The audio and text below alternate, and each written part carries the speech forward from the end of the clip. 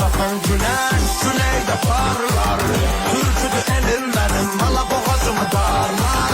Yellene durmadım, ölüm binen tavlar.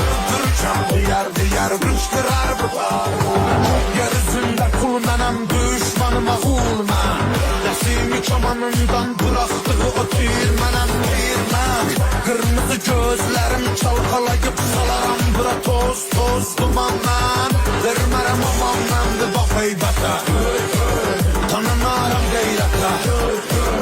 Ağlayan müzarete. Babet kimi doğranamaya cesarete. Deme gel zarete mübarizem.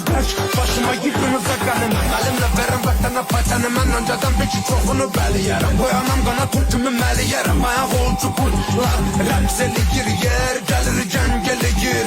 Elim tüfengime. Kim gelir cengime. Polat aşım ok dengine. Bölgeme hürkür. Gözün korkuya